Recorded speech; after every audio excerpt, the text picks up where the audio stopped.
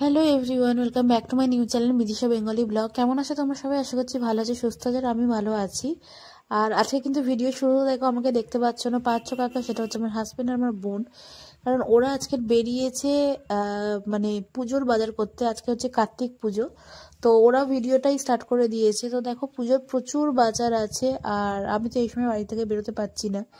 তো ওরা দেখো বাজার করতে বেরিয়েছে। দেখো এইটা একটা আমাদের এখানকার ফুলের দোকান। তো এখান থেকে আমার বোন ফুল কিনছে। দরদামের বিষয়ে কিন্তু আমার বোন কিন্তু এক্সপার্ট। আর আমার বরকে যদি দোকানে দাঁড় করিয়ে দেওয়া হয়, দোকানদার যে দামটা বলবে সেই দামেই জিনিস কিনবে। তো যথারীতি আমার বোনই কিন্তু দরদাম করে কিন্তু জিনিসগুলো কিনছে। আর দেখো এই রজনীগন্ধার মালা এইসবগুলো এখানে বসেও বানিয়ে দেয়, ফুল গেঁথে, আবার মালা থাকে সেগুলোও কেনা যায়। তো পুজো মানে বুঝতে পারছো, বাড়িতে কিন্তু সবাই খুব মজা করছে। ছোটোখাটো ঘরোয়াভাবেই পুজো হচ্ছে। দেখো এই দোকানের এই কাকুটাকে যেমনভাবে তুমি ফুলের মালা বলো বা মুকুট বলো বলবে বানিয়ে দেবে। এখানে দেখো একটা মুকুট বানাতে দিয়েছে আমার বর আর আমার বোন মিলে। কারণ আমার বাড়িতে কিন্তু কার্তিক ছাড়াও একটা ছোট্ট আমার গোপাল আছে, সেই গোপালের জন্যই কিন্তু এই মুকুটটা বানানো হচ্ছে। আর কি সুন্দর কিউট একটা মানে মুকুট বানিয়ে দিয়েছে, আমার তো ভীষণ পছন্দ হয়েছে। ফুলের মালা কিনে বোন আর আমার বর চলে এসেছে কিন্তু পুজোর মিষ্টি কেনার জন্য মিষ্টির দোকানে।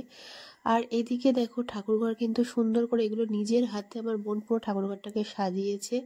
আর দেখো মানে ঠাকুরের প্লেটে যেরকম যেরকম আর কি ঠাকুরের প্রসাদ হয় সবই ওর নিজের হাতে এগুলো করেছে। আমি কোনো কিছুই হেল্প করতে পারিনি। আর দেখো প্লেটে করে এত মিষ্টি সাজিয়েও দেখাচ্ছে, তো খুব ভালো লাগছে। তো দেখো আমরা দুজনে একসাথে বসে পড়েছি স্বামী স্ত্রী মিলে কার্তিক পুজোয় অঞ্জলি দেওয়ার জন্য।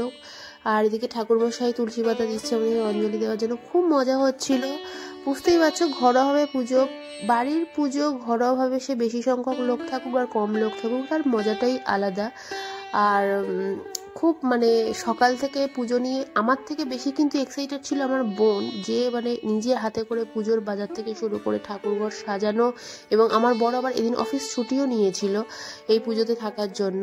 আর আমি সত্যি কথা বলতে তেমন কিছু এখন করতে পারিনি, সাজগোজ নিয়েই ব্যস্ত ছিলাম। যাই হোক, তোমরা হয়তো এই নিয়ে অনেকে অনেক কিছু বলবে। তো যাই হোক, দুজনে একসাথে কার্তিক পুজোয় বসতে পেরে খুব মজা হচ্ছিল।